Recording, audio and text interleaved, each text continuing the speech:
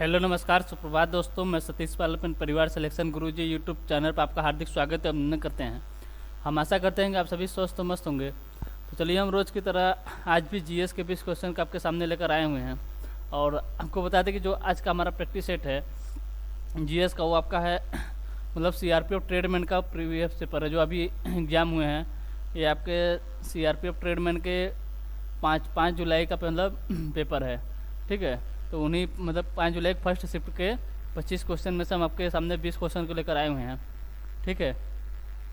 तो चलिए इसी क्वेश्चन के आधार पर हम ये भी देख लेते हैं कि मतलब जो पेपर मतलब टीसीएस द्वारा बनाए जा रहे हैं, या टीसीएस द्वारा जो पेपर बनाए जा मतलब उसमें कहाँ कहाँ से क्वेश्चन ज़्यादातर उठाए जा रहे हैं, ठीक है।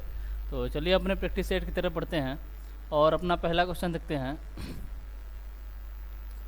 हमारा पहला क्वेश्चन दिया है कि निम्नलिखित में से किस केंद्र शासित प्रदेश में रंगदम मठ स्थित है। निम्नलिखित में से किस केंद्र शासित प्रदेश में रंगदम मठ स्थित है। ऑप्शन है दिया आपका पुदुचेरी में, ऑप्शन बी दिया आपका दमन और दीव, ऑप्शन सी दिया आपका लद्दाख और ऑप्शन डी दिया आपका चंडीगढ़। ऑप्शन डी क्या दिया है?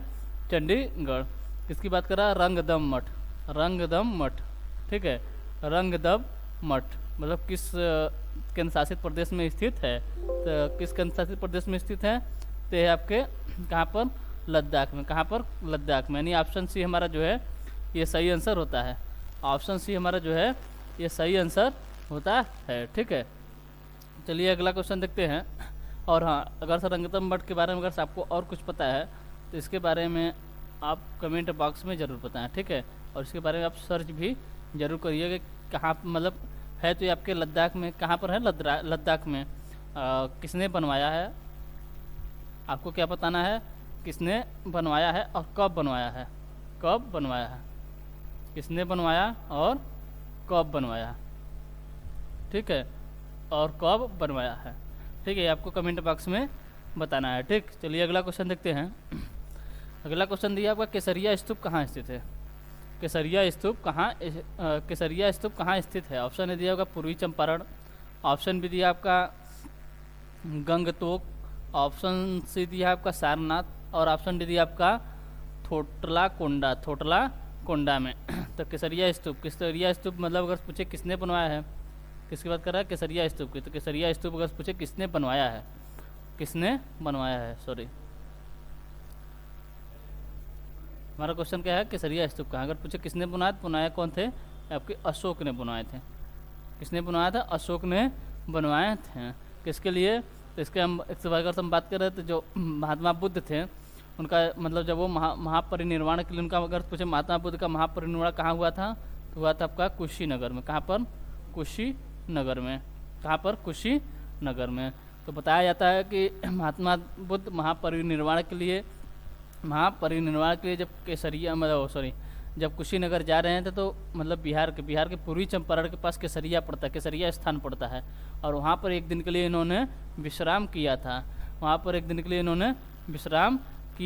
था। और उसी स्थान पर जो कि आपके सम्राट अशोक ने स्मरण के रूप में क्या बनवा दिया था? केसरिया स्तूप कहाँ बनवा दिया था? आपके पूर्वी चंपारण में। कहाँ पर? पूर्वी चंपारण के केसरिया स्थान पर, ठीक। यानी ऑप्शन ही हमारा जो है ये सही आंसर होता है। फिर से एक बार जान लीजिए मतलब किस लिए बनवाया थे, क्योंकि मतलब बताया जाता है कि महात्मा बुद्ध जो थे वो महापरिनिर्वाण यानी मृत्यु के मतलब महापरिनिर्वाण अगर पूछे महात्मा बुद्ध की मृत्यु कहाँ पर? कुशीनगर में। तो उसे ही मतलब उनकी मृत्यु को ही महापरिनिर्वाण कहा जाता है। क्या? महापरिनिर्वाण, ठीक है। महापरिनिर्वाण। तो महापरिनिर्वाण के लिए जब कुशीनगर जा रहे थे तो पूर्वी चंपारण मतलब बिहार से होते हुए जा रहे थे। और पूर्वी चंपारण के पास केसरिया स्थान पर उन्होंने एक दिन के लिए वहाँ पर मतलब ठहर गए थे या रुक गए थे, विश्राम के लिए रुके थे, जिसके स्मरण में सम्राट अशोक ने वहाँ पर केसरिया स्तूप बनवा दिया था, ठीक। तो केसरिया स्तूप कहाँ स्थित है? आपके पूर्वी चंपारण में। यानी ऑप्शन ए हमारा जो है ये सही आंसर होता है। चलिए अगला क्वेश्चन देखते हैं। अगला क्वेश्चन दिया है फरवरी 2022 में प्रधानमंत्री नरेंद्र मोदी ने थल सेना अध्यक्ष को अर्जुन MK 1A सौंपा। अर्जुन MK 1A क्या है? अर्जुन MK 1A क्या है? अर्जुन MK वन ए क्या है? ऑप्शन ए दिया आपका मिसाइल है, ऑप्शन बी दिया आपका हेलीकॉप्टर, ऑप्शन सी दिया आपका युद्ध टैंक, और ऑप्शन डी दिया आपका मशीन गन। ऑप्शन डी क्या दिया है? Machine gun. तो अर्जुन MK-1A क्या है? तो ये क्या है आपका? ये आपका एक युद्ध टैंक है। क्या है? युद्ध टैंक। यानी ऑप्शन सी हमारा जो है ये सही आंसर होता है। ऑप्शन सी हमारा जो है ये सही आंसर होता है। किसे दिया था? सेना अध्यक्ष को दिए थे। किसे? सेना अध्यक्ष को दिए थे। अगर पूछे थल सेना दिवस कब मनाया जाता है? क्या? थल सेना दिवस कब मनाया जाता है? थल सेना दिवस कब मनाया जाता है? थल सेना दिवस कब मनाया जाता है? तो मनाया जाता है आपका कब? 15 जनवरी को। 15 जनवरी को कौन सा दिवस मनाया जाता है? ये मनाया जाता है आपका थल सेना दिवस। थल सेना दिवस, ठीक है। अगर पूछे वायु सेना दिवस कब मनाया जाता है? वायु सेना दिवस, वायु सेना दिवस, वायु सेना दिवस कब मनाया जाता है? वायु सेना दिवस मनाया जाता है आपका, वायु सेना दिवस मनाया जाता है आपको 8 अक्टूबर को। 8 अक्टूबर को वायु सेना दिवस मनाया जाता है। और नौसेना पूछे नौसेना दिवस कब मनाया जाता है? नौ सेना दिवस कब मनाया जाता है? मनाया जाता है आपका 4 दिसंबर को। 4 दिसंबर को। थल सेना दिवस पूछे तो 15 जनवरी, वायु सेना पूछे तो 8 अक्टूबर, और नौसेना पूछे तो आपका 4 दिसंबर को। अगर पूछे वर्तमान में थल सेना अध्यक्ष कौन है? तो यहाँ आपके जनरल मनोज पांडे। कौन है? जनरल मनोज पांडे जी आपके वर्तमान में थल सेना अध्यक्ष हैं। तो यहाँ कौन है? जनरल मनोज पांडे। जनरल मनोज पांडे कौन है? ये आपके वर्तमान में थल सेना अध्यक्ष हैं।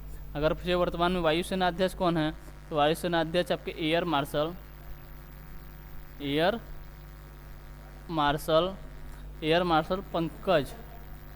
पंकज मनोज सिन्हा। एयर मार्शल पंकज मनोज सिन्हा क्या है? वर्तमान में वायुसेना अध्यक्ष है। अगर पूछे वर्तमान में नौसेना अध्यक्ष कौन है? तो नौसेना अध्यक्ष आपके आर हरि कुमार। कौन है? आर हरि कुमार क्या है? वर्तमान में आपके नौसेना अध्यक्ष है। वर्तमान में आपके थल सेना अध्यक्ष जनरल मनोज पांडे, वायुसेना अध्यक्ष एयर मार्शल पंकज मनोज सिन्हा है, और नौसेना अध्यक्ष पूछे तो आपके आर हरि कुमार जी हाँ, ठीक है।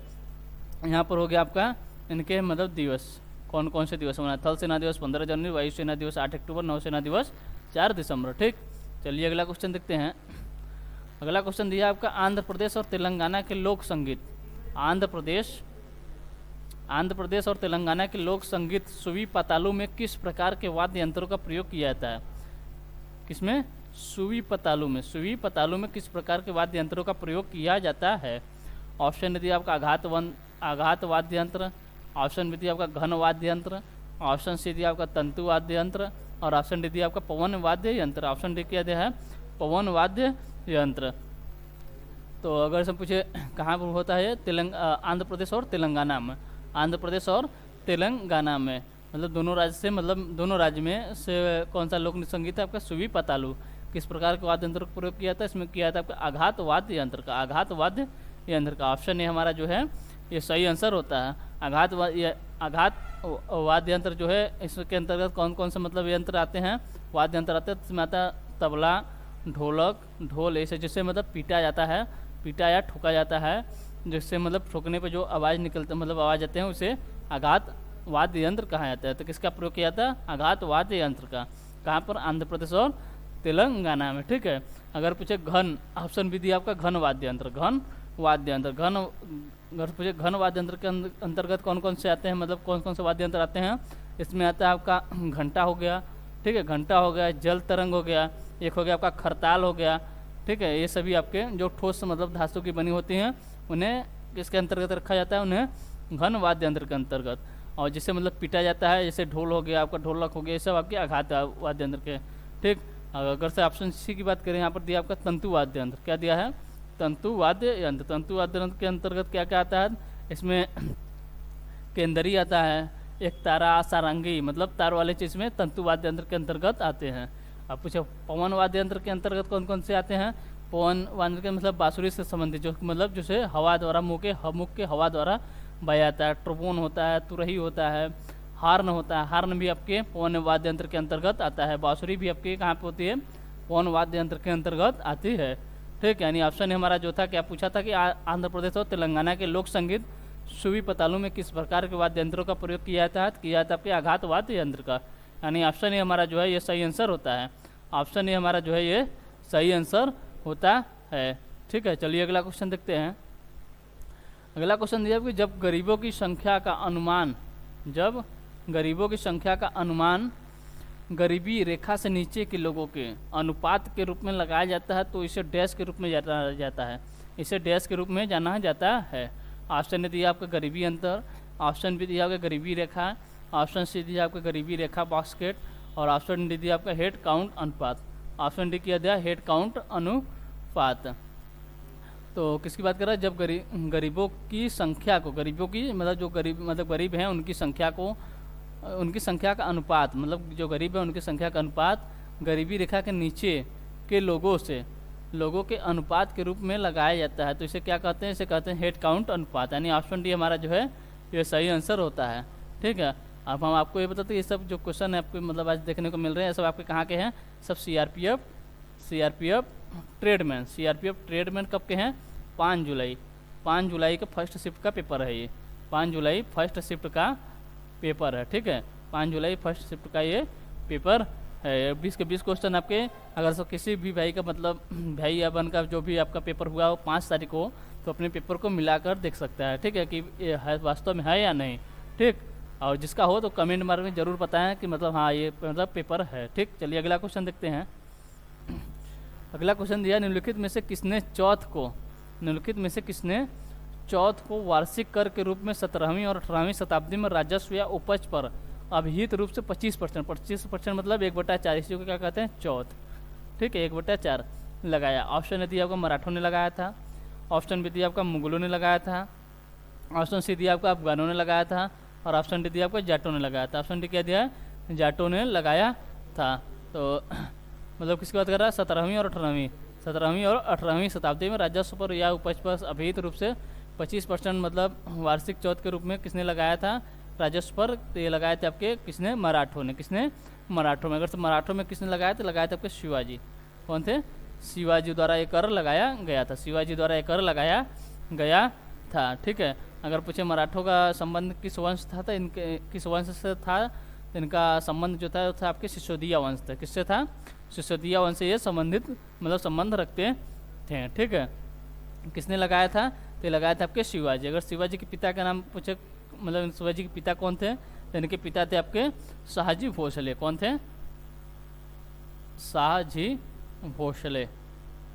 भोसले इनके पिता थे। अगर माता पूछे तो माता थी इनकी जीजाबाई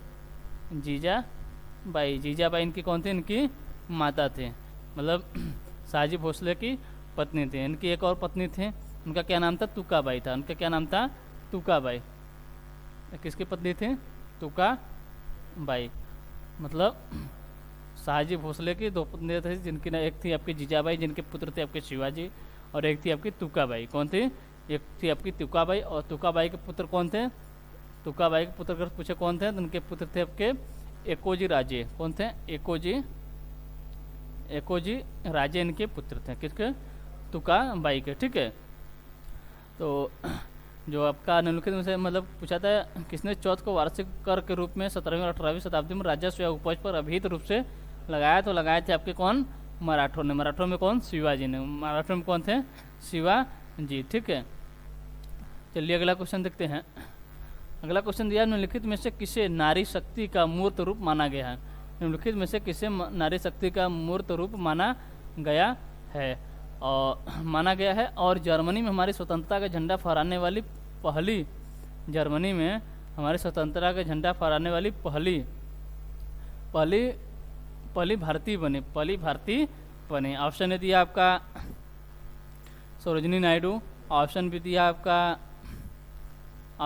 आपका लक्ष्मी सहगल, और ऑप्शन सी दिया आपका भिकाजी कामा, और ऑप्शन डी दिया आपका सुचेता कृपलानी। ऑप्शन डी किया दिया सुचेता कृपलानी। तो निम्नलिखित में से किसने मतलब किसे नारी शक्ति का मूर्त दिया गया? अगर नारी शक्ति का मूर्त बारे में बात करें, किसकी? नारी शक्ति का मूर्त किसे कहा गया? तो कहा गया आपके भिकाजी कामा को। तो और इन्होंने क्या किया था? मतलब जर्मनी में पहली हमारी स्वतंत्रता का झंडा फहराने वाली पहली भारतीय महिला बनी। कौन बनी थी? भिकाजी कामा। अगर पूछे इन्होंने कब झंडा फहराई थी आपके 1907 में। कब? 1907 में। अगर मतलब वहाँ पूछे अगर मतलब कुछ तो कारण होगा मतलब वहाँ पर झंडा फहराने का, कि ऐसे ही तो कोई फहराया कि नहीं। तो अगर पूछे मतलब कहाँ मतलब क्यों वहाँ पर झंडा फहराया गया था, मतलब क्या उनके मन में विचार आया कि झंडा फहराने के लिए, ठीक है। तो किसकी बात करें? भिकाजी कामा की। तो अगर हम बात करें तो इन्होंने 1907 में कहाँ पर? जर्मनी के कौन से शहर में? स्टुटगार्ट में इंटरनेशनल सोशलिस्ट क्या हुआ था? इंटरनेशनल सोशलिस्ट कांग्रेस का आयोजन किया जा रहा था। इंटरनेशनल सोशलिस्ट कांग्रेस का आयोजन किया जा रहा था और इस कांग्रेस में हिस्सा ले रहे सभी मतलब हर देश के लोग मतलब अपना झंडा मतलब उनका मतलब हर देश का झंडा लगा था, लेकिन अपने भारत का ये ब्रिटिश का झंडा लगा था। अपने भारत की तरफ से ब्रिटिश का झंडा लगा था और ये चीज़ भिकाजी कामा को पसंद नहीं आया, तो इन्होंने उसके जगह मतलब अपने भारत का झंडा वहाँ पर फहरा मतलब लगाया था, ठीक है। इसीलिए मतलब इन्हें क्या कहा था? नारी शक्ति का मूर्त रूप माना गया है और इसीलिए कहा जाता है कि पहली भारतीय बनी जो कि अब मतलब विदेश में पहली महिला भारतीय बनी जिन्होंने मतलब विदेश में भारतीय ध्वज को फहराया था। कौन थी आपकी? वो थी आपकी भिकाजी कामा। कौन थी? भिकाजी कामा। यानी ऑप्शन सी हमारा जो है ये सही आंसर होता है। ऑप्शन सी हमारा जो है ये सही आंसर होता है, ठीक। चलिए अगला क्वेश्चन देखते हैं। अगला क्वेश्चन आपका दिया है 1992 तक निम्नलिखित में से किस मुगल मनसबदार ने पूरे उड़ीसा को मुगल शासन के अधीन कर दिया था? पूरे उड़ीसा को मुगल शासन के अधीन कर दिया था। ऑप्शन है दिया आपका राजा मान सिंह, ऑप्शन भी दिया आपका मिर्जा अजीज कोका, ऑप्शन सी दिया आपका मुनीम खान ए खाना और ऑप्शन डी दिया आपका बैरम खां। ऑप्शन डी किया दिया बैरम खां। ऑप्शन डी किया दिया बैरम खां, ठीक है। तो किसकी बात करें? 1992 तक निम्नलिखित में से 1992 अगर पूछे 1992 कौन से किस मुगल मतलब 1992 कौन सा मुगल शासक था? तो थे आपके अकबर। कौन थे? अकबर थे। कौन थे? अकबर, ठीक है। 1992 किसका शासक मतलब कौन सा मुगल शासक का शासन था? तो था आपका अकबर का। पूछा किस मनसबदार ने पूरे उड़ीसा को मुगल शासन के अधीन कर दिया था? किसने कर दिया था? ये किए थे आपके राजा मान सिंह। राजा मान सिंह यानी ऑप्शन ही हमारा जो है ये सही आंसर होता है। अगर पूछे राजा मान सिंह मतलब कौन थे, तो राजा मान सिंह के बारे में अगर बात किया तो थे आपके कहाँ के? आमेर या आम्बेर के कच्छवाहा राजपूत के राजा थे। कच्छवाहा राजपूत के राजा थे, ठीक है। इनके पिता थे आपके, इनके पिता कौन थे? इनके पिता थे आपके राजा भगवान दास। कौन थे? राजा भगवंत दास। राजा भगवंत दास कौन थे?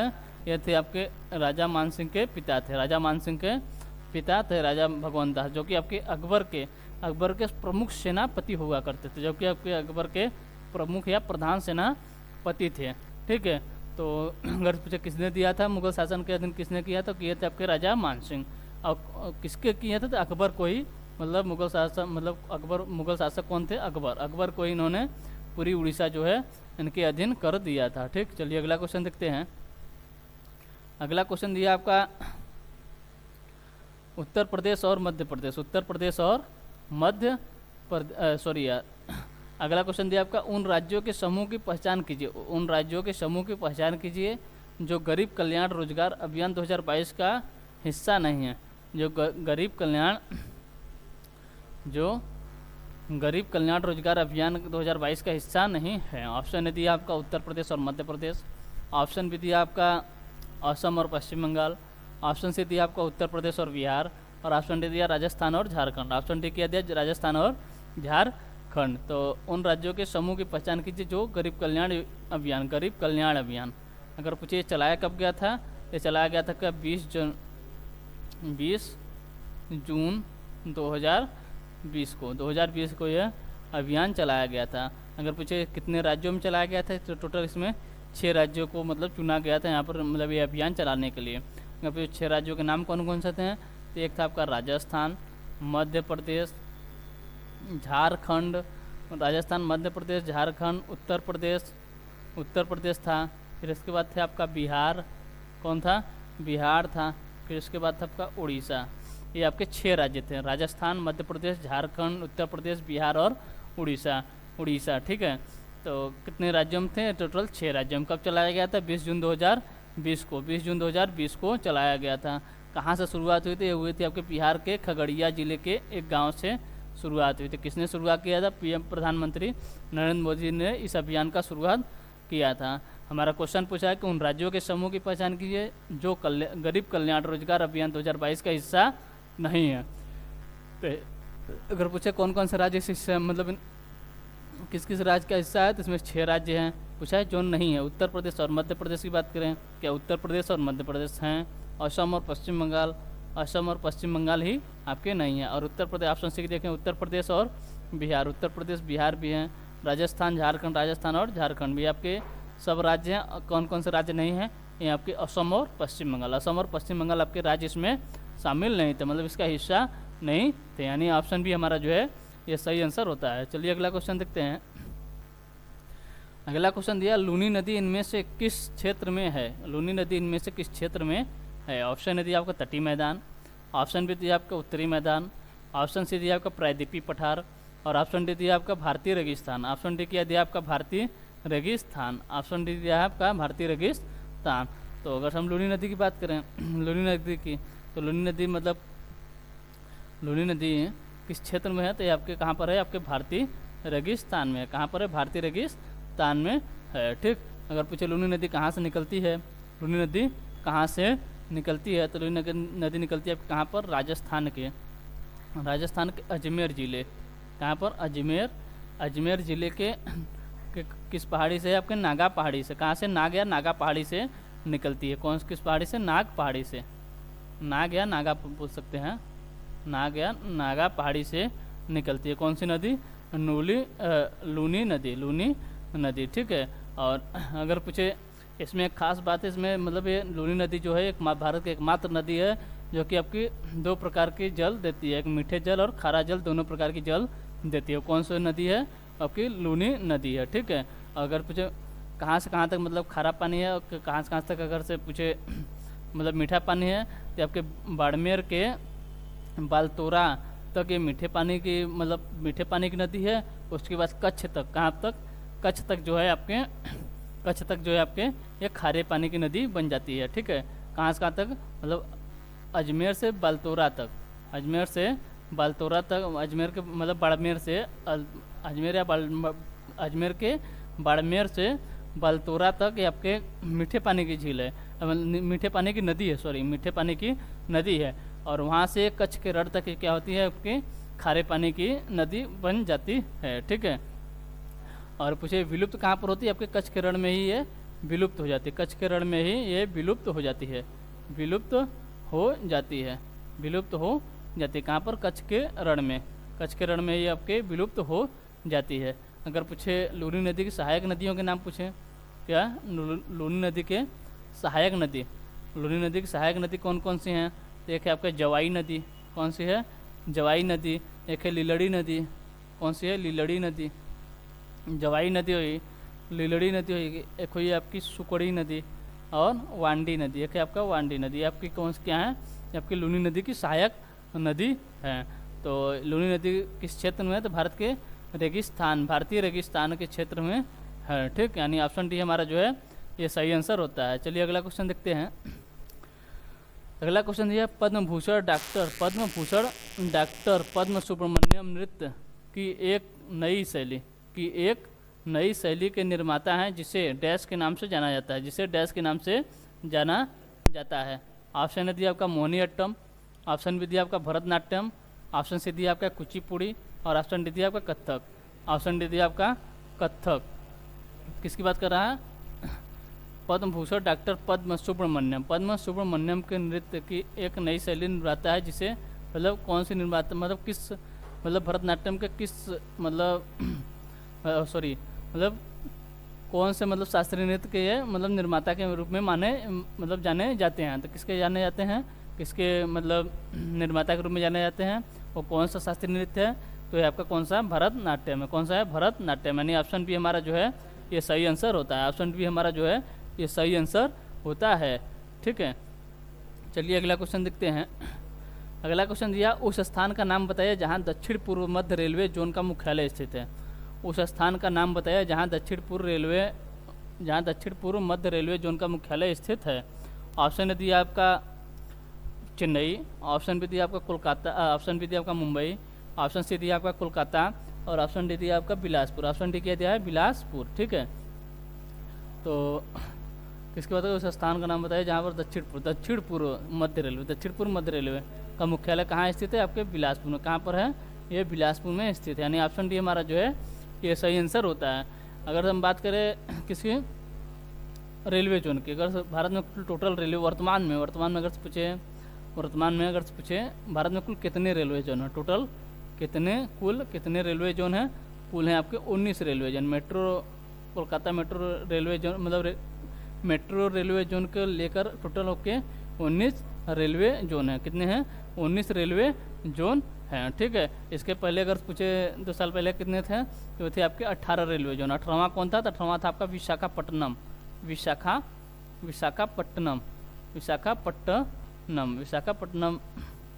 ये आपका 18वां था। अगर पूछे 19वां कौन सा है, तो 19वां है आपका कोंकण रेलवे। कौन सा है? कोंकण रेलवे आपके 19वां। अगर से पूछे रेलवे जोन कौन सा बनाया गया है, तो आपके कोंकण रेलवे बनाया गया। कौन सा? 19वां। ठीक है, ठीक। पूछा था हमारा दक्षिण पूर्व मध्य रेलवे जोन का मुख्यालय कहाँ स्थित है? आपके बिलासपुर में स्थित है। आपके बिलासपुर में स्थित है। ठीक है, अगर रेल के बारे में, अगर रेल आ गया तो यहाँ पर रेल के बारे में जान लेते हैं। अगर पूछे पहली रेल आपकी कब चलाई गई थी, तो पहली रेल चलाई कब गई थी? ये चलाई गई थी आपकी 16 अप्रैल 1853 में। किसके कार्यकाल के समय? ये डलहौजी के कार्यकाल के समय। कहाँ से कहाँ तक चलाई गई थी? तो चलाई गई थी आपके मुंबई से थाड़े के बीच। कहाँ तक? मुंबई से थाड़े के बीच आपके चलाई गई थी। फर्स्ट रेल आपकी कहाँ से कहाँ तक? 16 अप्रैल 1853 में मुंबई से थाड़े के बीच चलाई गई थी। किसके कार्यकाल के समय चलाई गई थी? चलाई गई थी आपकी किसके कार्यकाल के समय? डलहौजी के कार्यकाल के समय चलाई गई थी। किसके? डलहौजी के। ठीक है, डलहौजी के कार्यकाल के समय ये चलाई गई थी। अगर पूछे सबसे धीमी, पहले इसके बारे में पहले बात कर लेते हैं। अगर पूछे एक क्वेश्चन बनता है आपका रेलवे मतलब रेलवे का मुख्यालय किसकी मुख्यालय की बात करें? आपका कोंकण रेलवे का मुख्यालय, इसके बारे में बात करें पहले। इसका मुख्यालय आपका मुंबई में। ठीक है, अब पूछे अगर से रेलवे का राष्ट्रीयकरण कब हुआ था? तो रेलवे का राष्ट्रीयकरण हुआ था आपका रेलवे का राष्ट्रीयकरण कब हुआ था? आपके 1951 में। कब? 1951 में क्या हुआ था? रेलवे का राष्ट्रीयकरण हुआ था। 1951 में रेलवे का राष्ट्रीयकरण हुआ। 1951 में क्या हुआ था? आपका रेलवे का राष्ट्रीयकरण हुआ था। ठीक है, अगर हम भारत में चलने वाले प्रमुख ट्रेनों के बारे में अगर बात करें, जैसे पूछे अगर से मतलब सबसे धीमी गति से चलने वाली रेल कौन सी है? भारत में सबसे धीमी गति से चलने वाली रेल कौन सी है? तो कौन सी आपकी ऊंची नीलगिरी। क्या है? ऊंची नीलगिरी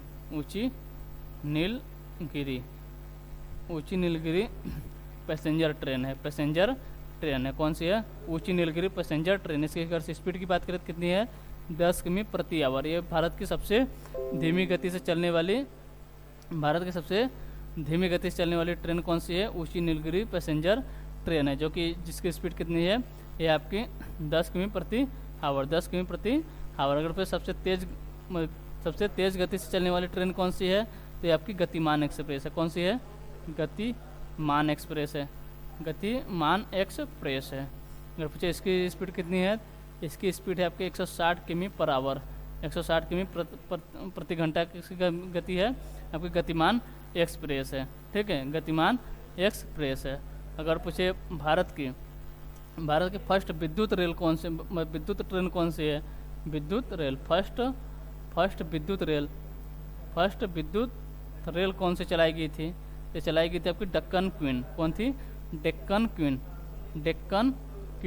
क्वीन थी आपकी भारत की पहली विद्युत रेल। भारत की पहली विद्युत रेल कौन थी? आपकी डेक्कन क्वीन थी। ठीक है, अगर पूछे सर्वाधिक दूरी तय करने वाली ट्रेन कौन थी? तो यह थी आपकी विवेक एक्सप्रेस। कौन थी? विवेक एक्सप्रेस कौन है? क्या है? आपके सर्वाधिक लंबाई दूरी तय करने वाली। कहाँ से कहाँ तक चलती है?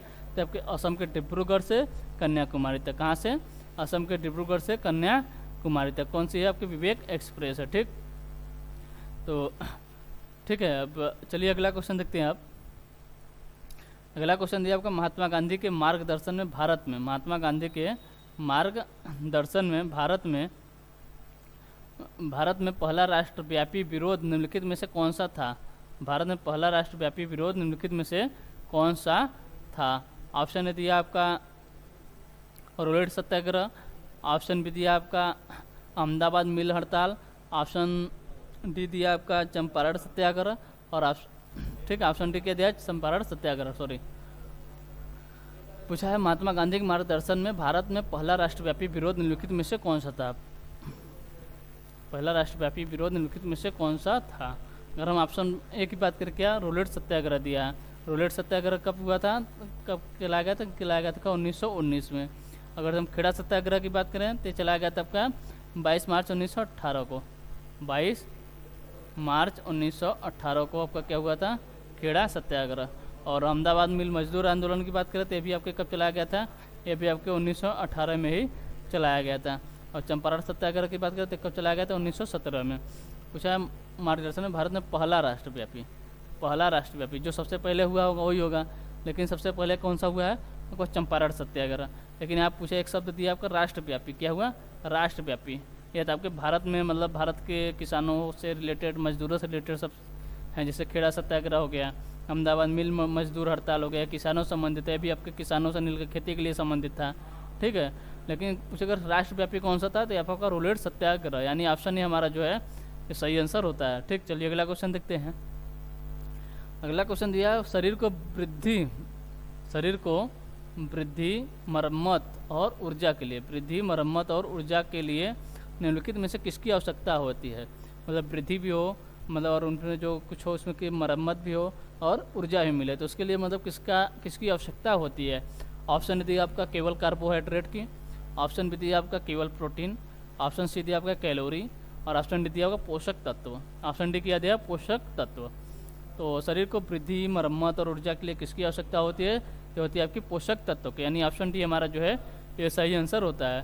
क्यों? क्योंकि पोषक तत्व के अंतर्गत आपके कार्बोहाइड्रेट, प्रोटीन, कैलोरी सब आ जाते हैं, पोषक तत्व के अंतर्गत सब आ जाते हैं, यानी ऑप्शन डी हमारा जो है ये सही आंसर होता है। ठीक, चलिए अगला क्वेश्चन देखते हैं।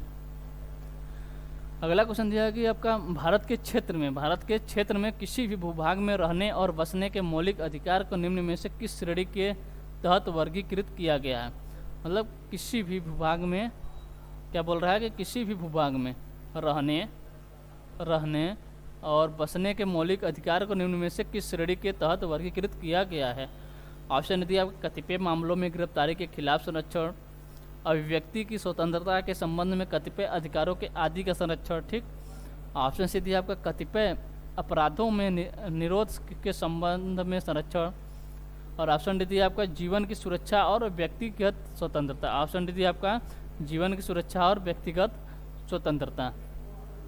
तो अगर सब पूछे किसी भी भूभाग में रहने और बसने मौलिक अधिकार को निम्न में से किस श्रेणी के अंतर्गत किया गया, तो किया गया था अभिव्यक्ति की स्वतंत्रता। मतलब अभिव्यक्ति की स्वतंत्रता, हम चाहे जहाँ रहें, मतलब चाहे जहाँ मतलब कुछ भी मतलब क्या करें, मतलब ऐसा कुछ करें जिससे हमें अगले आदमी को मतलब हानि कुछ न पहुँचे। ठीक है, जिससे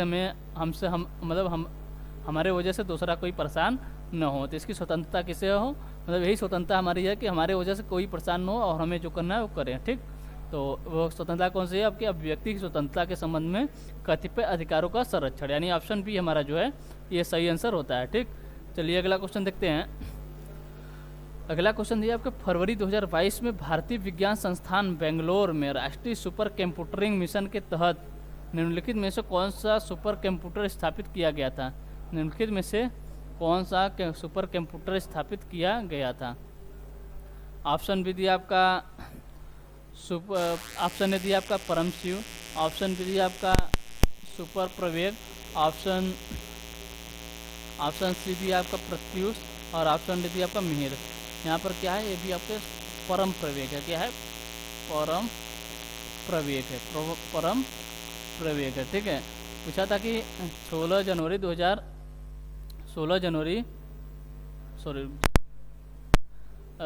क्वेश्चन नंबर 16 है, सॉरी यार, क्वेश्चन नंबर 16 पूछा है फरवरी 2022 में भारतीय विज्ञान संस्थान बेंगलोर में राष्ट्रीय सुपर कंप्यूटरिंग मिशन के तहत निम्नलिखित में से कौन सा सुपर कंप्यूटर स्थापित किया गया था?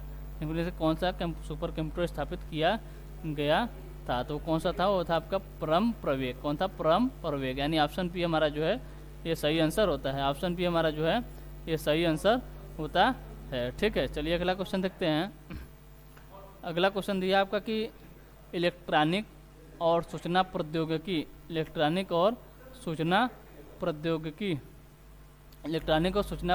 मंत्रालय ने 2021 में डैश के साथ साझेदारी में क्वांटम कंप्यूटरिंग एप्लीकेशन लैब की स्थापना की घोषणा की है। मतलब किसके साथ इन्होंने मतलब साझेदारी में क्वांटम कंप्यूटरिंग एप्लीकेशन लैब की स्थापना की घोषणा की है? ऑप्शन ए दिया आपका माइक्रोसॉफ्ट, ऑप्शन बी दिया आपका Amazon web service, option C दिया आपका मेटा और ऑप्शन डी दिया है एप्पल। ऑप्शन डी दिया आपका एप्पल। तो इन्होंने किसके साथ अगर साझेदारी की है तो इन्होंने किया आपके अमेजन वेब सर्विस के साथ। अमेजन वेब सर्विस के साथ इन्होंने क्या किया है?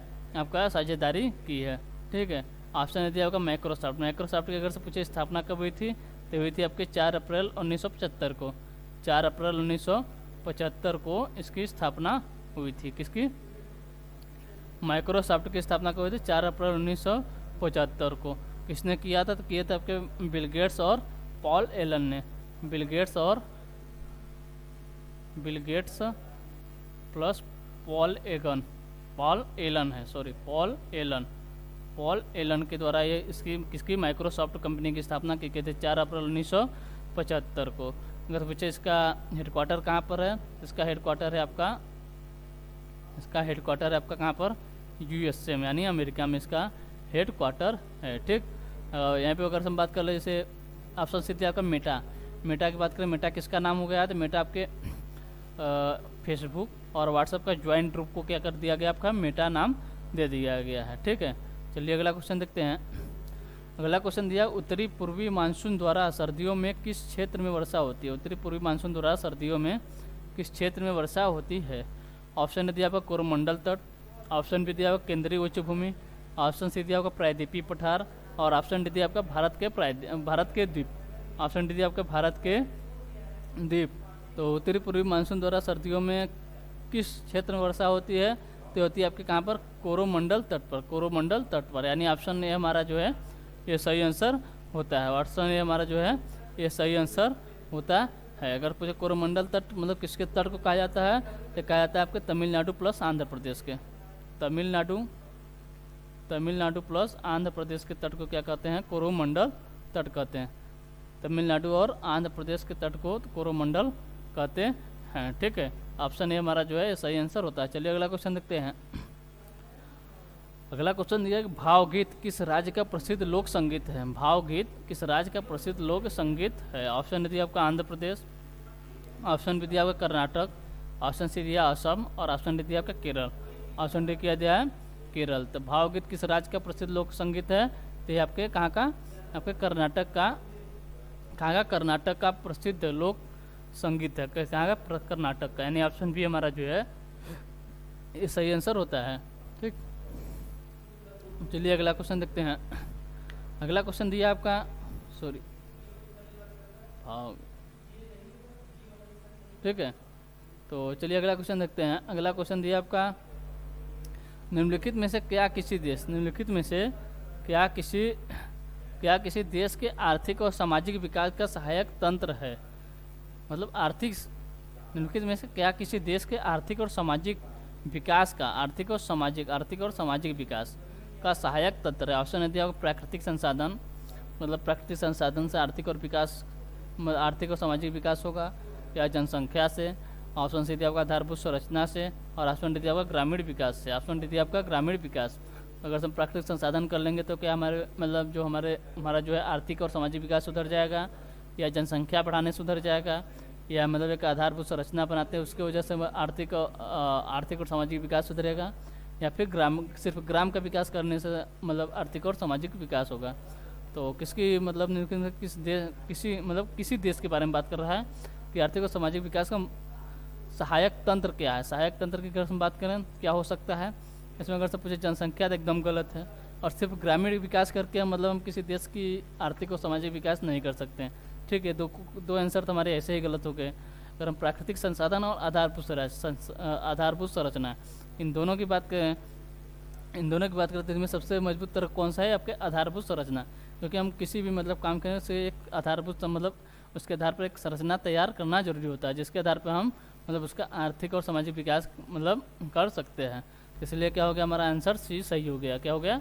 हमारा आंसर सी आपका सही हो गया, यानी ऑप्शन सी हमारा जो है ये सही आंसर होता है। ठीक है, तो ये भी आज जो आपके सामने जो भी आपके टोटल पूरे क्वेश्चन देखने को मिले हैं, ये आपके कहाँ के थे? ये आपके सीआरपीएफ ट्रेडमैन के क्वेश्चन थे। सीआरपीएफ ट्रेडमैन के क्वेश्चन थे। ठीक है, जो कि आपके अभी हाल ही में 5 जुलाई पेपर फर्स्ट शिफ्ट का पेपर था। ठीक, तो चलिए आज के लिए बस नहीं रखते हैं, हम मिलते हैं आपसे अगले सेशन में। ठीक है, अगर सेशन आपको अच्छा लग रहा हो तो लाइक एवं सब्सक्राइब जरूर करें और शेयर करना ना भूलें। ठीक, तब तक लिए टेक केयर, बाय बाय, जय हिंद, जय भारत।